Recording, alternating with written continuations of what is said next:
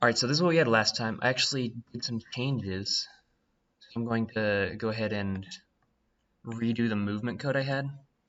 Back when we made it last time, I didn't use like variables in the inspector, which is bad practice. I just put like straight numbers.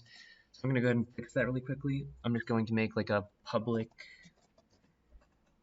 float for walk speed, as well as a public float for acceleration. And then once again the private rigid body 2D, calling it our body. And I'll get the component.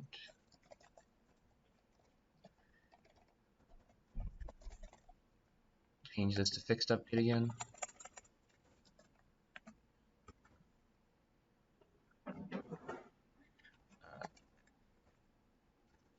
And we'll actually make it goal speed instead of speed. Get axis row horizontal.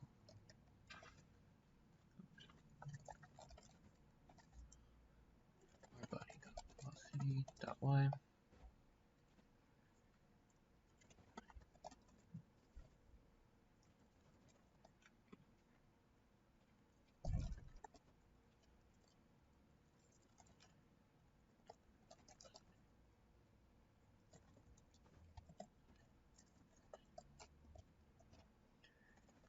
So this is what we had last time. I'm just gonna quickly make sure it works. I'll put this on the player, which I'll also rename to player really quickly. And I'll make walk speed. I'll make it 5 and acceleration 15.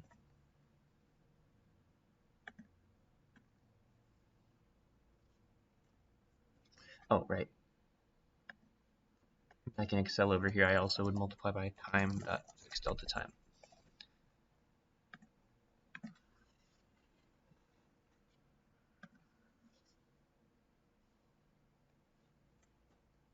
There we go. Alright, so collisions you need to use colliders. I can add a component and search collider. As always, you'll have to use the 2D version of things, not the 3D. But there's different shapes I can have. Obviously, since I'm just doing a box right now, I'll just do box collider 2D, which I've already gone ahead and put here. And you can edit the collider with this button. And you can see I can move these things around. But I'm just going to keep it a box right now, because my character is a box. And I'm also going to go ahead and add a floor. I'll just once again create a square. I'll call it floor. I will move it down and add a box collider. And then I'll scale the whole thing up, which will scale both the texture as well as the box collider.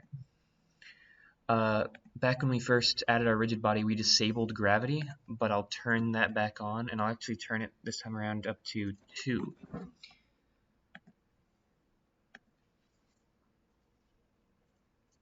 There we go. Now we're walking against this.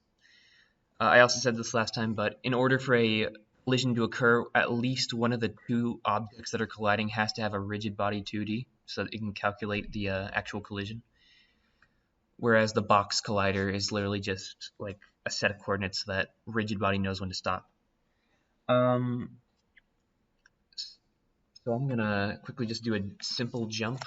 This should be an update, because you want to do all of your inputs in update, because input.getKeyDown only returns true the frame that the key is pressed. So if I put in fixed update and that whole 1 in 50th interval doesn't line up with the frame I pressed it, it won't detect the input. So always use update for actual inputs. I could do equals equals true here because it's a boolean, but I'm gonna start doing this. If I just have if and then the thing that returns a boolean, it'll just act as if it says equals equals true. You'll notice a whole lot of that later on. So just if they press spacebar, we'll set our velocity equal to, we'll override it. I don't want to override the x velocity, so I'll just do the current x velocity, which is our body.velocity.x. And then I'll make a variable that I can change inside the inspector. And I'll call it public float jump force. and this should work. I'll have to change jump force first because by default it goes to 0. My notes, I said jump force should be 10.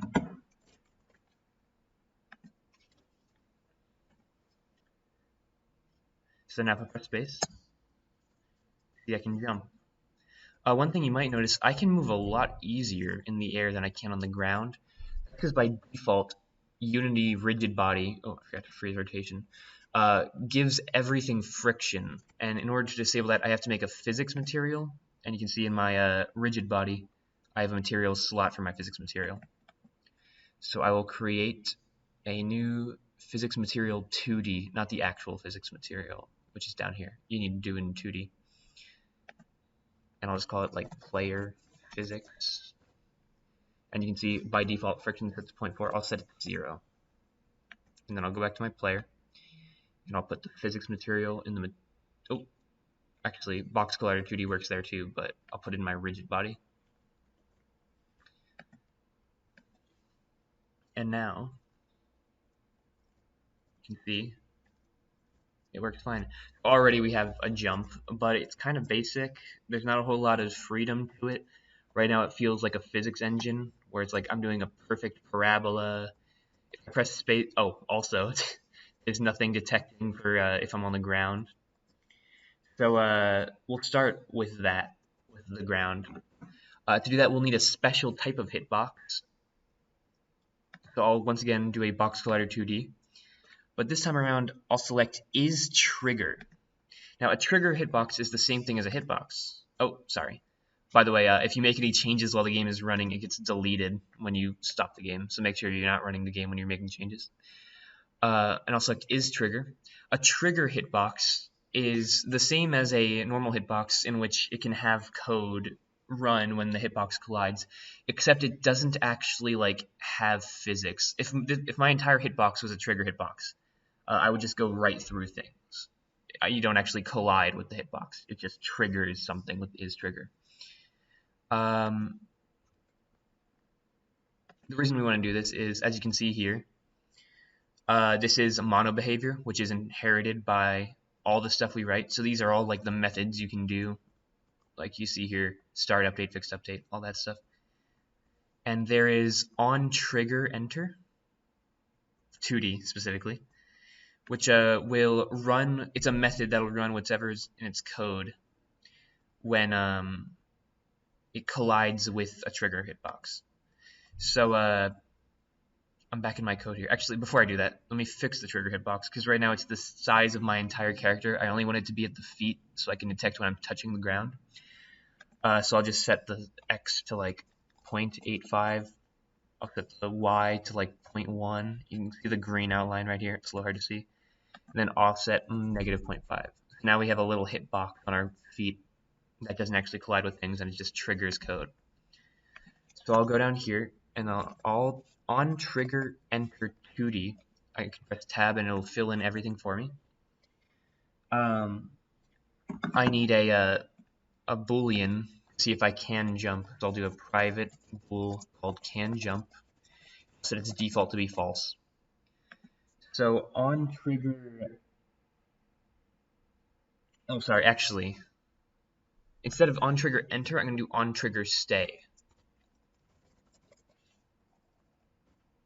This is just in case I spawn on the thing. On trigger stay returns, it runs the code for every frame that the trigger is being triggered, whereas on trigger enter would only run the code once when something enters the trigger hitbox.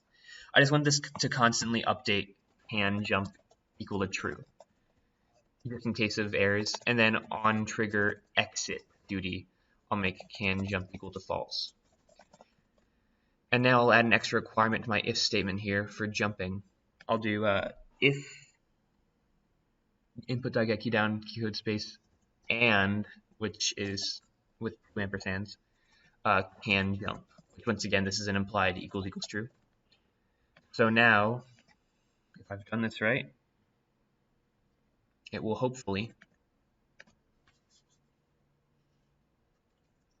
yep, now I cannot infinitely jump. I can only jump when my trigger hitbox is being triggered. So, oh, by the way, with with onTrigger stay 2D, you'll notice like if I put a debug thing, I'll put like an exclamation point, and I start triggering it,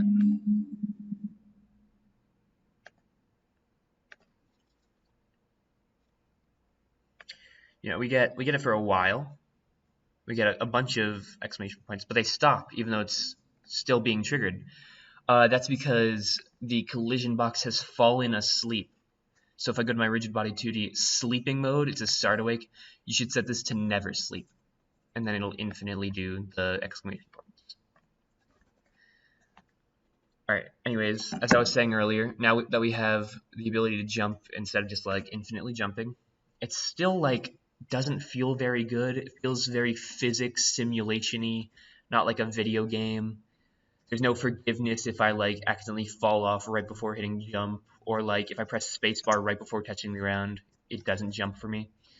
So we're gonna add a bunch of different features to make this feel a lot better. The first one's going to be variable jump height depending on how hard I press spacebar. Next will be coyote time, and then last will be what is it? Input buffering. So first off, I'll do the variable jump height. Now, when I set the rigid body's velocity, I can't know how long they're gonna hold space of the frame that they start holding it. So the trick here is I'm going to make a once again a private bool, and I'll just call it where is it? Sorry, I'll call it long jump. I'll set it to false by default. So when long jump equals true, I'm going to make my gravity lower than it is, so that there's less acceleration downwards. Where is it? So here I'll do the can jump. I'm actually going to simplify this real quick. I'm going to make my own method called jump because a bunch of the stuff we're going to make also needs the jump code. And I'll just move this into here. And then here I can just simply do jump.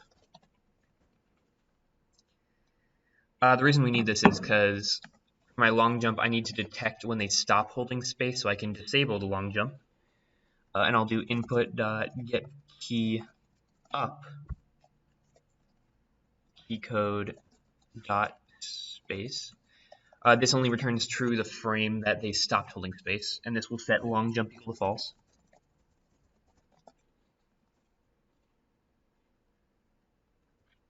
And here when I jump, I can make long jump equal to true. And then in my physics, I will do if long jump, once again implied equal true, I'll set my rbody.gravity scale equal to 2f, which is what I've already set it to previously, and then else rbody gravity scale equals 3f. This should hopefully already work.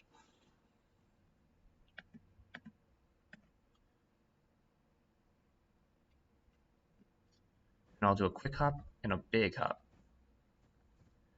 Yep, it's already working.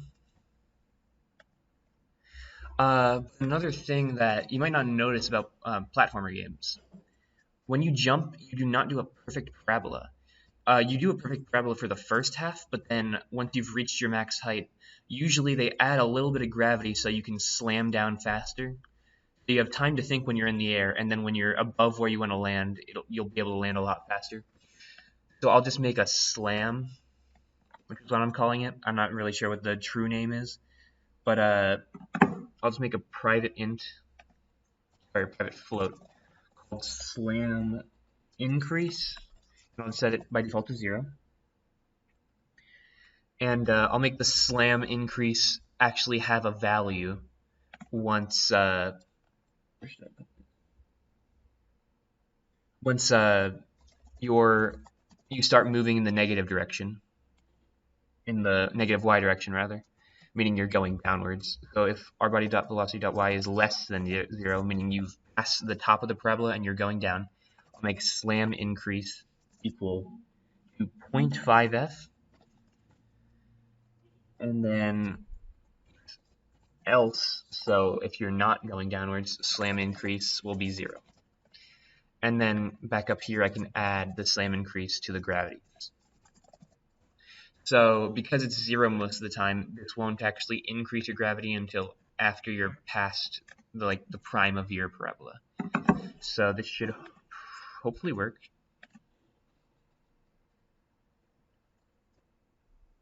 Yep, you can tell it's no longer a perfect parabola. I'm going down much faster at the end. A little subtle, but it does feel a lot better. Oh, and by the way, the reason I set long jump true here and long jump false when you get key code or space up is because I don't want it so that when you press space you get long jump, because if that were true, if you were falling, then you could just hold space even if you're not long jumping and your gravity would be weird. We only want it to be holding space when they started the jump, which is why long jump equals true is down here. So next I'm going to do input buffering. So basically what input buffering is it allows you to queue up an input specifically for jumping in this scenario before it's possible to jump. So as you can see here, if I press space even like a millisecond before I touch the ground, it's an invalid area to jump, so therefore it will not jump, which feels really bad on the keyboard. It feels really glitchy, like there's something wrong with the game. So I will actually change my whole jump code up here, because now space isn't just immediately jump if you're in a valid spot. Now space is queue up the key to jump. But if you can jump, I'll put a nested if loop in here, or if statement rather, then you do jump. But if you can't, then I'm going to create a timer, private input buff timer equals 0, and I'll set the timer to, oh sorry, a float input buff timer equal to 0.2f. There are actual timers that are built in that we'll use later, but for this purpose I don't want to set a timer, I just want it to like stay filled. So I'm going to quickly make something to decrement the timer. Where is that? It should be somewhere here. I don't see it in my notes. I assume I just wrote it in fixed update. I'll just do if input buff timer greater than 0, meaning we have something in the buffer. Input buff timer minus equals time dot, and since I'm in fixed update, we'll be using time dot fixed delta time. So whenever this timer gets filled, it'll start counting down to 0. And now we can do the reason we wanted to make a jump. Oh, I'm sorry. I'm going to move this into update. And we're going to fix it instead of fixed delta time, just normal delta time. So we can just reuse this if statement since we already want to check if you have an input buffer timer. So if can jump, which once again means you're on the ground now, then jump. Now you can see why we moved our jump code into this own method. Slight glitch though. You'll see if this should already work, where if I just press space, like even before I touch the ground, there we go. But you might notice I'm always getting the tallest jump, even though I'm not holding space. I'm just tapping it right now. That's because I set long jump equal to true when I jumped, because previously that was also the frame you were pressing space. But now that's no longer the case, because I can press space before I've touched the ground and before I've started jumping. So down here I'm just going to do if key code dot get key, which returns true for however long they're holding down the key. Oh, what's wrong? Oh. Oh, I'm sorry. I did this completely wrong. If input.get key, then long jump, else long jump equal false. So now long jump will occur only if they're holding space, rather than they let go of space after they've started jumping. So that is input buffering.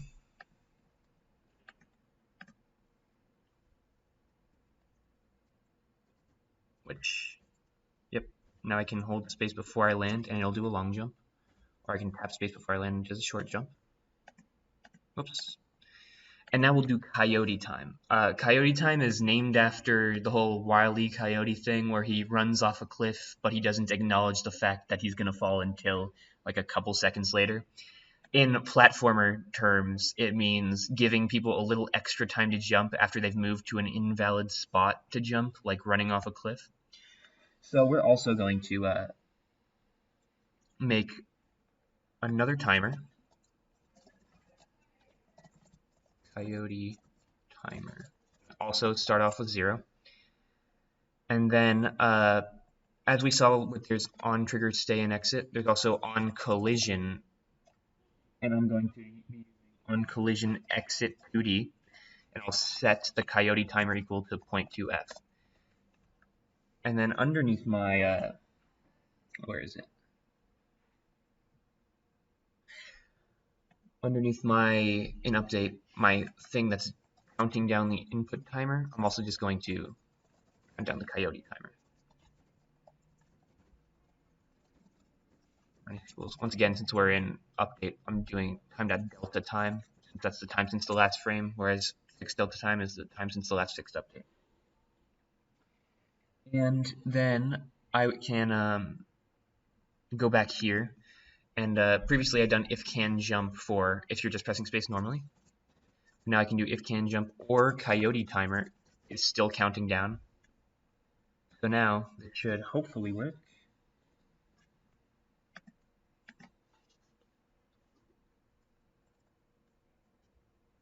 Yep. Now I have quite a bit of time after falling off in order to jump. It's not too much time though, I can't do it down here. So yeah, that was variable jump height, input buffering, and coyote time. Are there any questions in person or online? Oh, go ahead. Yeah, later on we're going to, next workshop we're actually starting like the main game rather than just basic code, and I believe we're going to be uploading it to GitHub so that you can download it at the beginning of like next lesson for what you missed last lesson. Okay. And also like for collisions, so when you put like a box collider on like a character and then you have another object with a box collider, it'll automatically like collide and like stop the character from like falling into it. As long as one of the two things colliding has a rigid body. Okay.